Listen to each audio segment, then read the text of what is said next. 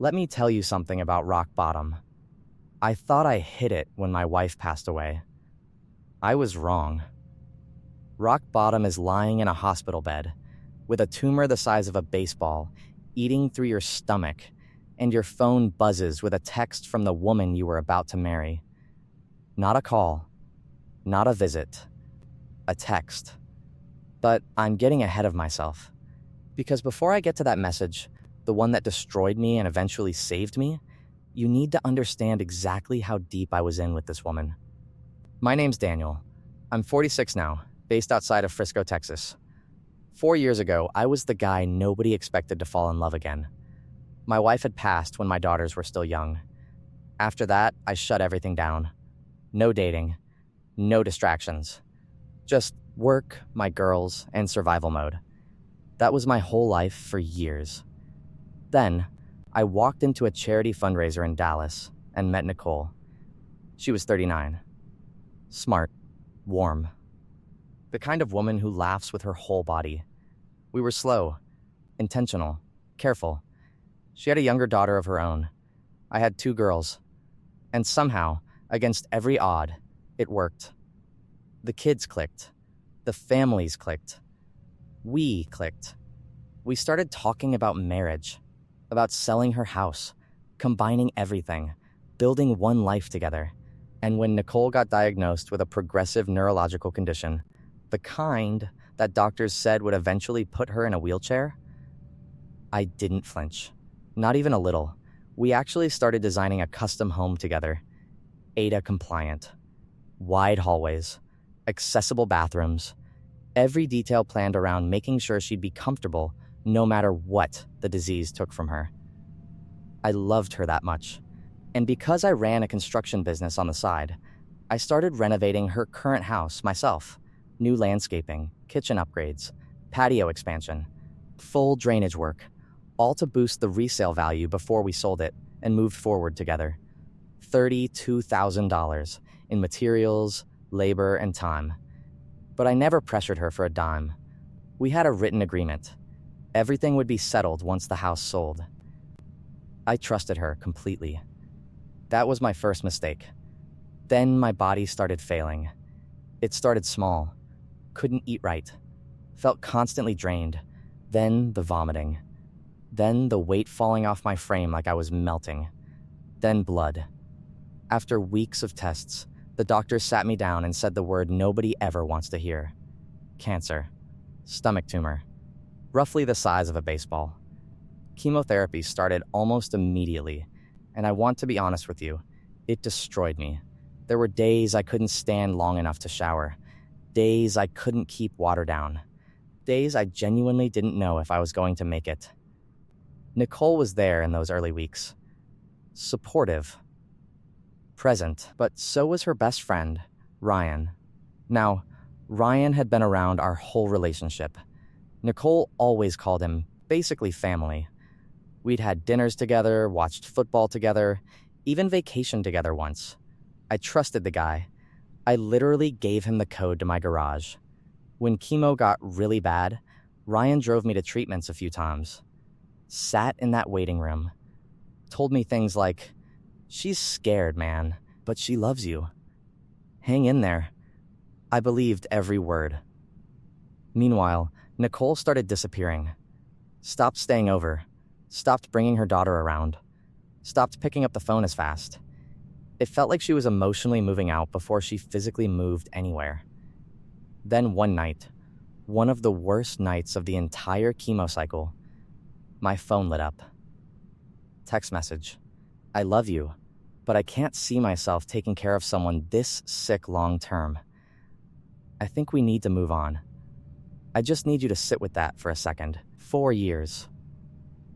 Future plans. A house we designed together around her illness. Everything ended in a text message while I was recovering from chemotherapy. I won't lie to you.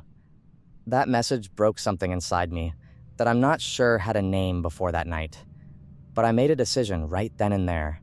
I was not going to fall apart. I was going to handle this with more dignity than she deserved. The next morning, I packed every single thing she had at my house into boxes, loaded my truck, and drove to her place. She was supposedly at work. I just wanted to leave everything quietly on her back porch and disappear without a scene. But when I walked around the back of the house, I stopped cold. Because through the rear living room window, I could see straight into the house. And what I saw, I will never forget as long as I live. Nicole was on the couch with Ryan, not talking, not comforting each other, together, in broad daylight, like it was nothing. And in that single moment, every piece of the puzzle I hadn't even known was a puzzle clicked into place. The distance, the coldness, Ryan's little speeches at the chemo center. She loves you, man. I set the box down quietly on the porch, walked back to my truck, drove home. Never said a single word. I just texted her later, "Your things are on my porch whenever you're ready." And then I focused entirely on not dying. Here's where the story takes a turn I never saw coming. About 9 months later, I got a call from a woman named Becca. She was Ryan's ex-girlfriend. And what she told me in that conversation, I want you to really hear this. Nicole and Ryan had been sleeping together for almost 2 years, which means it started right around the time we were sitting together designing that wheelchair-accessible dream home. Right around the time I was drawing up floor plans and picking out wider door frames for the woman I was planning to spend the rest of my life with. But the detail that turned my heartbreak into something else entirely? Becca told me that Nicole and Ryan used to joke about the house I was building for her. Ryan had a nickname for it. He called it the Cancer Castle. And Nicole laughed. I'm going to be straight with you. I sat with that information for a while. Because once that rage hit me, I needed to make sure I didn't act on emotion. I needed to be precise. By then, my treatments were working. I was getting stronger.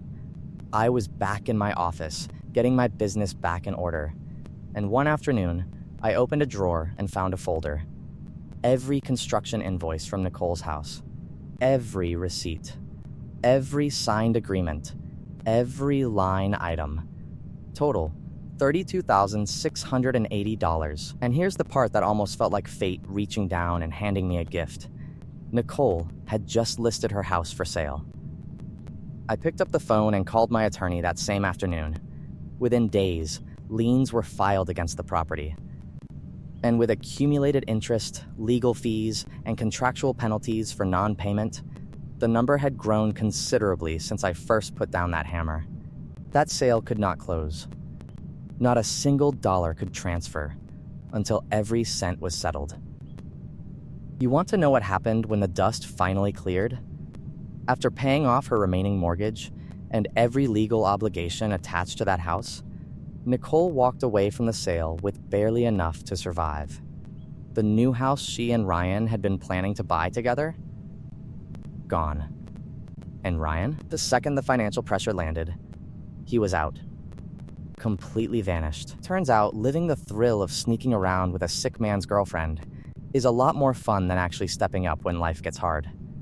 Nicole ended up moving into her oldest daughter's small house. 2 grandkids, 1 bathroom, no space. She had to leave her corporate job as her condition worsened. Started living off disability checks. The wheelchair we once planned an entire custom home around? She's in it now. About a year ago, I ran into her at a grocery store outside Plano. I almost didn't recognize her at first.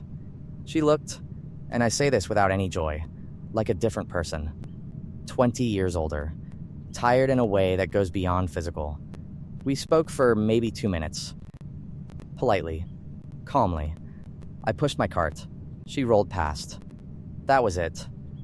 But then a week later, she called. Then texted. Then kept texting. Apologizing, crying through the messages. Telling me Ryan had manipulated her. Telling me she never meant for any of it to go this far. And then one night, she sent the message I had absolutely never expected. Do you think there's any chance we could ever fix what we had? I stared at my phone for a long time. Then I typed back. Word for word. I can't see myself taking care of someone this sick long term. Her own words. returned to sender. But I wasn't done. I added one final line. And by the way, did you really think Marcus carried those boxes to your porch from my house? I hit send. Then, I blocked her number. Permanently. And that night, for the first time in longer than I can honestly remember, I slept like a man who had nothing left to carry. If you stayed until the end, you already know why. Don't forget to subscribe. The next story is already waiting